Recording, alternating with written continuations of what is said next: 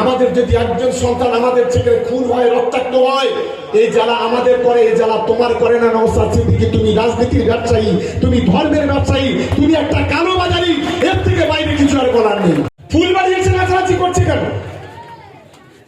আপনার নেতাকে বলুন ফুলপুরা শরীফে যে ব্লকটা আছে সেই ব্লকটা জিতে আসতে ভোটে। আপনি আইএসএফ করেছেন বলে আপনার নামটা আমরা বাদ দিইনি।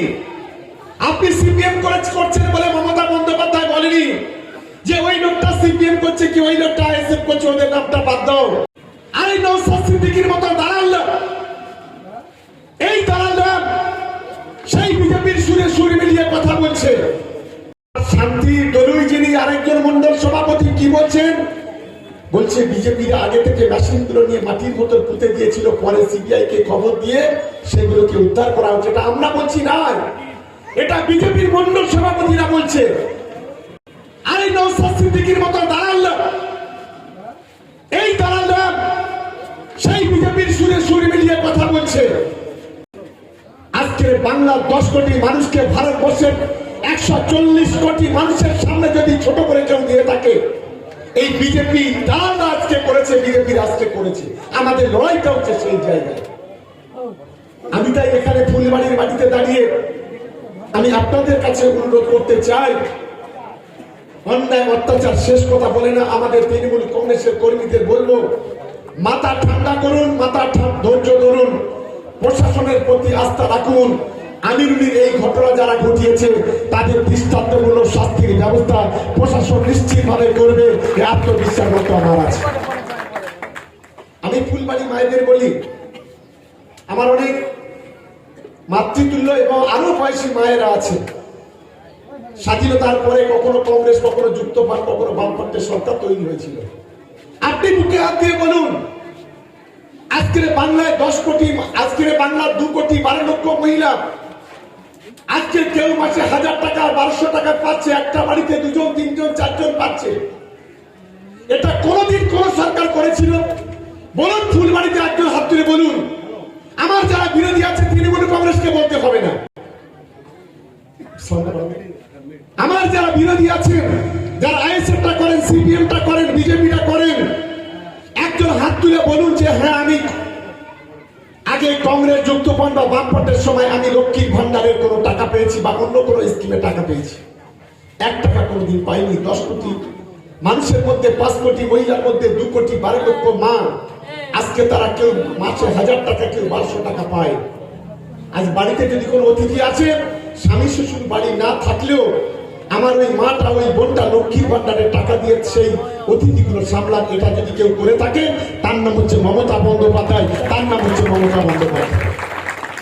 আমার ফুলবাড়িতে যারা কৃষক ভাইরা আছেন, আমরা কৃষক পরিবারের সন্তান। আপনি বলুন, আজকের মমতা বন্দ্যোপাধ্যায়ের নেতৃত্বে কৃষক বন্ধু হয়েছে। একর প্রতি 10,000 টাকা। 3 বিঘে জমি যারা আছে সে পায় 10,000 টাকা, আর 3 বিঘের কম যারা আছে তারা পায় 4,000 টাকা। বাংলার 1 কোটি 21 লক্ষ কৃষক আজকে তারা কৃষক বন্ধুর টাকা পায়। আপনি বলুন, আপনি আইএসএফ করেছেন বলে আপনার নামটা আমরা বাদ দিইনি। আপনি সিপিএম করছেন বলে মমতা বন্দ্যোপাধ্যায় বলেনি যে ওই লোকটা সিপিএম করছে কি ওই লোকটা আইএসএফ করছে, ওদের নামটা বাদ দাও। আজ বাংলার 1 কোটি 21 লক্ষ কৃষক, আজ কিন্তু তারা বছরে 10,000 করে টাকা পায়। এটা যদি কেউ দিয়ে থাকে, সেটা মমতা বন্দ্যোপাধ্যায় দিয়েছে। আপনি মুখে হাত দিয়ে বলুন, আজকে 10 কোটি মানুষের মধ্যে 8 কোটি 82 লক্ষ মানুষ বাংলার স্বাস্থ্য সাথী কার্ডের 5 লক্ষ টাকা আজকে চিকিৎসা করাতে পারে।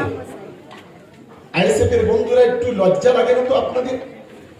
আরে আপনারা তো, আমি জানি যারা এক কান কাটা তারা শহরের বাইরে দিয়ে যায়, আর দোকান কাটা যারা শহরের ভিতর থেকে যায়, এটা তো আমি জানি।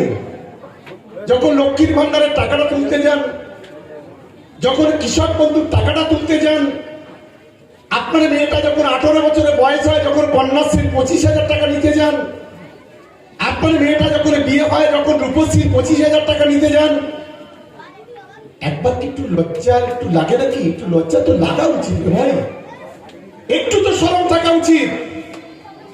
এই শরমটা আপনাদের নেই। একদিকে সরকারের থেকে নেন, আর আরেকদিকে সরকারের বিরুদ্ধে করেন। আপনার নেতাকে বলুন না, ভাঙড়ে এসে আগুন জ্বালাচ্ছে। উন্নয়ন তো করতে পারে না, করছে মমতা বন্দ্যোপাধ্যায়।